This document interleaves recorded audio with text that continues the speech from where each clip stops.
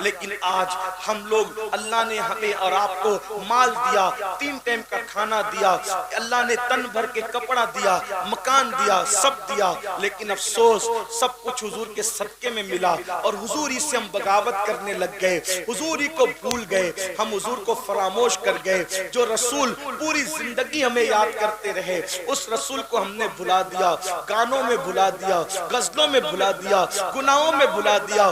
آج اگر کوئی مسلمان جوان زنا کے اڈے پر ہے تو وہ کسی کو کا دل دکھائے نہ دکھائے، وہ اپنے نبی کا دل دکھا رہا ہے۔ اگر آج مسلمان شراب پی رہا ہے، وہ کسی کو تکلیف پہنچائے نہ پہنچائے، وہ رسول اللہ کے دل پہ نشتر لگا رہا ہے۔ اگر کوئی مسلمان داڑھی منڈا کر گٹر میں پھینکوا رہا ہے تو وہ کسی کا دل دکھائے نہ دکھائے، وہ اپنے نبی کا دل دکھا رہا ہے۔ آج لوگ کہتے ہیں مولانا مسلمانوں کے حالات خراب کیوں ہو گئے؟ میں کہتا ہوں اگر مسلمانوں نے اپنے نبی کا دل نہ دکھایا ہوتا تو مسلمانوں کو یہ حالات نہ دیکھنے پڑتے۔ اور آج بھی میں اپنے جوانوں سے کہتا ہوں مسلمانوں آج بھی اپنے نبی سے معافی مانگ لو، اپنے اللہ کی بارگاہ میں توبہ کر لو اور اتنا عہد کر لو کہ میں کبھی اپنے نبی کا دل نہیں دکھاؤں گا۔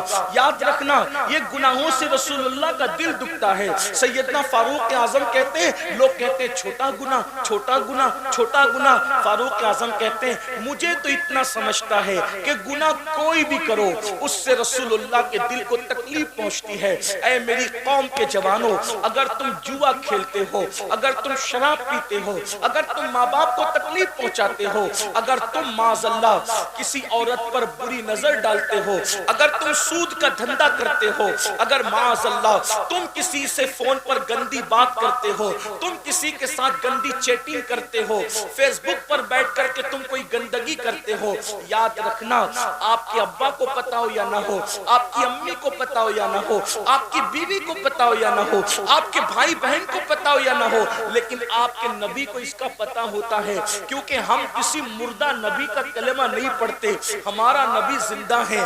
ارے نبی اگر سلیمان ہو تو وہ چونٹی کی آواز کو 3 میل کے فاصلے سے سن سکتے ہیں۔ جب سلیمان کا سننا اتنا ہے تو جانے سلیمان کا سننے کا عالم کیا ہوگا۔ اس لیے حضور سن بھی رہے ہیں، حضور دیکھ بھی رہے ہیں۔ میرے عزیز جب نبی ہمارا درود سن سکتے ہیں تو کیا نبی ہمارے گناہوں کو نہیں دیکھ سکتے؟ پھر حضور کو تکلیف نہیں پہنچتی؟ اور قبر میں ایک عام مسلمان کو بھی تکلیف پہنچانا اتنا بڑا گناہ ہے کہ جو کسی مسلمان کی قبر کے قریب سے چپل بجاتے ہوئے گزر جائے تو اس سے مردے کو تکلیف پہنچتی ہے اور اس کے لیے عذاب اور وعید ہے۔ تو جو اپنے گناہوں سے رسول اللہ کو جو اللہ کی مخلوق میں سب سے بہتر ہو اگر ان کو تکلیف پہنچائے تو یہ امت عزت کیسے پائے گی، یہ امت وقار کیسے پائے گی، یہ امت شان و شوکت کیسے پائے گی؟ میرے عزیز آج آپ کہتے ہو نا کہ لوگ ہمیں کاٹ رہے ہیں، ایک ہی بات کہتا ہوں، ایک بات توجہ کرنا، بات مکمل کرتا ہوں۔ ایک بات، لوگ ہمیں کاٹ رہے ہیں، ہم کٹ رہے ہیں، ٹھیک؟ کیوں کٹ رہے ہیں؟ آسان زبان میں آپ کو بتاتا ہوں۔ اللہ کے رسول نے احد کے میدان میں چند صحابہ کو کہا تم اس پہاڑ پہ کھڑے رہنا جب تک میں نہ کہوں تم نیچے مت آنا۔ توجہ کرنا، جو سمجھدار جوان ہے ان کی میں توجہ چاہتا ہوں، جو دھینگا مستی کرنے میں تو ان سے کوئی بات ہی نہیں کر رہا ہوں، لیکن جو واقعی سن کر کچھ سیکھنے اور عمل کرنے آئے ہیں ان کی خاص توجہ۔ میں کہتا ہوں تقریریں 2 گھنٹے کی 3 گھنٹے کی ہو اپنا معاملہ، لیکن اگر ایک بھی بات آپ کے دماغ میں اتر گئی تو وہ 3 4 5 گھنٹے کی تقریر سے بہتر ایک ہی بات ہے۔ ہمیں لوگ کاٹتے کیوں ہیں؟ ہم کیوں کٹ رہے؟ پوری دنیا میں کیوں کٹ رہے ہم؟ اللہ کے رسول نے اپنے صحابہ سے کہا، چند صحابہ سے، یہ جبل روما ہے، اس پر کھڑے ہو جاؤ، جب تک میں نہ کہوں تم اترنا نہیں۔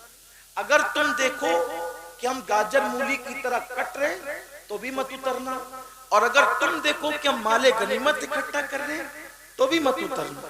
ٹھیک؟ احد کی جنگ شروع ہوئی، تھوڑی دیر میں مسلمانوں نے کافروں کے ایسے چھکے چھڑائے کہ وہ سر پہ پیر رکھ کے سرپٹ بھاگے، اپنی عورتوں کو، اپنا مال، اپنے اونٹنی، اپنی سواری سب چھوڑ کے بھاگے۔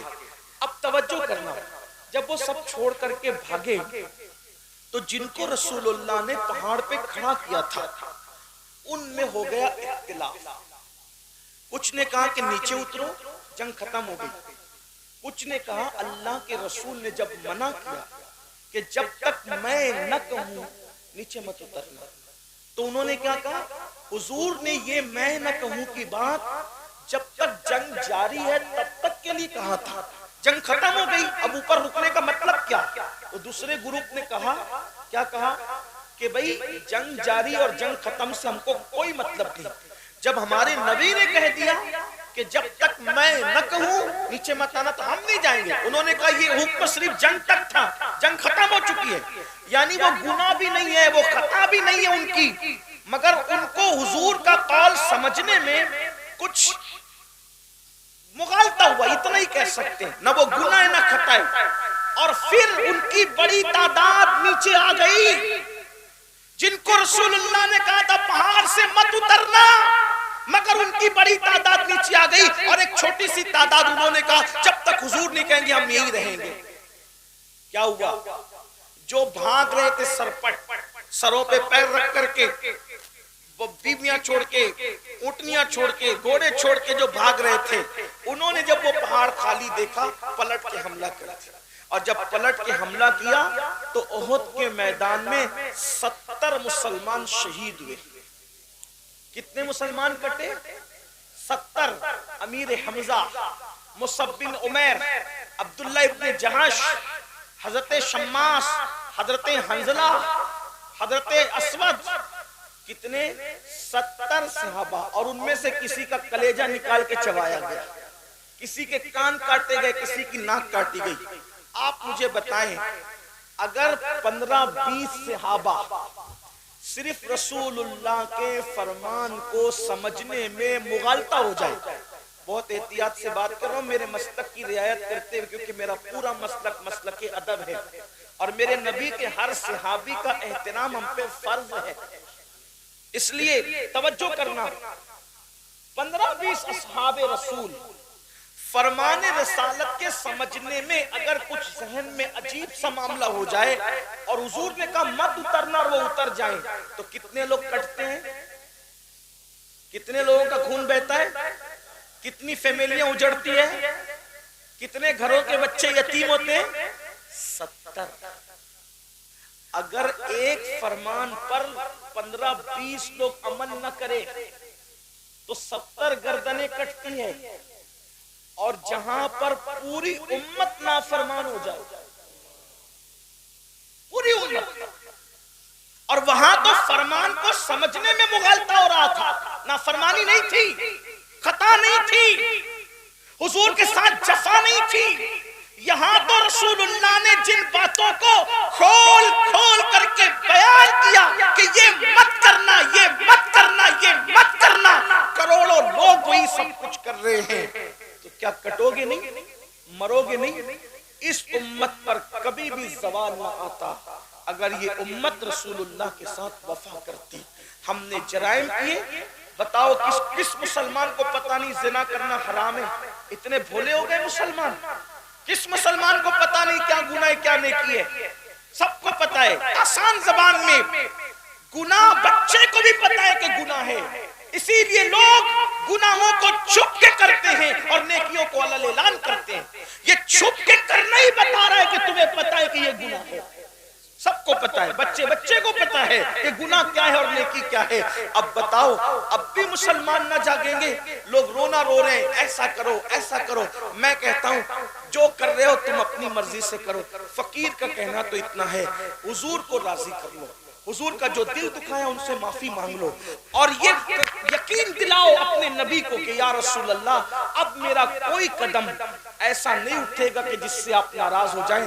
اگر آپ نے ایسا کر لیا، دنیا کا کچھ بھی ہو انشاءاللہ آپ کو تکلیف نہیں ہوگی. لاک ڈاؤن لگے گا، اللہ تعالیٰ آپ کی روزی آپ کے گھر تک پہنچائے گا. وبائیں آئے گی، آپ کی آنکھ میں کبھی آنسو نہیں ہوگا.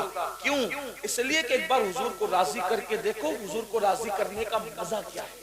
हुजूर सुभान अल्लाह, का लुत्फ क्या है, हुजूर को खुश करने पर इनामात की बरसात कैसे होती है। नादान है मुसलमान, मुसलमानों को नहीं पता, अगर पत्थर हुजूर को राजी कर लेना, पत्थर हुजूर के नाम पे नरम हो जाए ना, पत्थर इज्जत पा जाता है। मैं पूछता हूँ, दुनिया में करोड़ों पत्थर हैं, सारे पत्थरों को इज्जत नहीं मिलती, लेकिन वो पत्थर जो रसूलुल्लाह के कदम के नीचे नरम होकर नक्शे कदम को अपने सीने में उतार लेते हैं, कभी सर पे रखे जाते, कभी आंखों में रखे जाते, कभी मिंबर पे रखे जाते, पत्थर रसूलुल्लाह के कदमों के नीचे नरम हो जाए, वो हमेशा की इज्जत पा जाते हैं। अगर इंसान हुजूर के फरमान तले नरम होकर हुजूर के फरमान पे अमल करने लग जाए, जमीन के ऊपर भी इज्जत है, जमीन के अंदर भी इज्जत है। इसलिए मेरे भाइयों, मेरी आपसे दर्द दिल के तौर पे यही गुजारिश है, नेक बनो, गुनाहों को छोड़ो। अल्लाह के रसूल सल्लल्लाहु अलैहि वसल्लम फरमाते हैं, बेहतरीन मुहाजिर वो है, बेहतरीन हिजरत करने वाला वो है जो गुनाह छोड़ दे और नेकियों की तरफ आए। ऐसा हिजरत करने वाला बेहतरीन मुहाजिर है। आओ, हिजरत सहाबा ने की थी, अब हिजरत नहीं, लेकिन हिजरत अभी भी इस एतबार से है कि हम अगर गुनाह को छोड़ करके नेकियों की तरफ आते हैं तो ये भी हिजरत है, और इससे बेहतरीन हिजरत कुछ नहीं हो सकती। मेरे आका फरमाते हैं, हिजरत करो मालदार हो जाओगे, यानी गुनाह को छोड़कर अगर नेकियों की तरफ आओगे तो अल्लाह ताला तुम्हें माला माल फरमा देगा, बहुत बरकत देगा अल्लाह। आओ मेरे भाइयों, अल्लाह की बारगाह में सच्ची तौबा करो, रुजू कर लो उसकी तरफ, माफी मांग लो उससे, और रस्मी मुसलमान और इसमी मुसलमान बनकर जिंदगी मत गुजारो, बल्कि हकीकी मुसलमान बन के जिंदगी गुजारो। ऐसा मुसलमान जिसका चलना, जिसका बोलना, जिसका उठना, जिसका बैठना, जिसका सोना, जिसका जागना, ये सारे अमाल से लोग दूर से देख कर कहें कि जब 1450 साल के बाद मुसलमान ऐसा है तो जो इस्लाम लाया वो पैगंबर इस्लाम की शान का आलम क्या होगा, उनके किरदार का आलम क्या होगा, उनके अखलाक का आलम क्या होगा। बस यही पैगाम लेकर हम यहाँ पर आए थे। हजरत मौलाना जावेद साहब और उनकी पूरी टीम को मुबारकबाद कि उन्होंने खूबसूरत जलसा सजाया। अल्लाह ताला इस महफिल को अपनी बारगाह में कबूल फरमाए, और आप सबकी मोहब्बतों को अल्लाह ताला कबूल फरमाए। और मैं आपसे गुजारिश करता हूँ कि मुझे 4 बजे दिल्ली एयरपोर्ट पहुँचना होगा, इसलिए आप सबकी मोहब्बतों का शुक्रिया।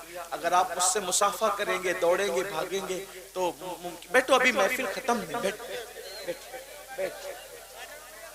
हज़रत मौलाना साहब बयान फरमा रहे थे और मैं उनके और आपके दरमियान मुखिल हो गया था, तो मैं चाहूंगा बैठ जाए। देखो, इतनी देर तक बात की, उसके बाद भी लोग वही कर रहे हैं जो वो करना चाहते।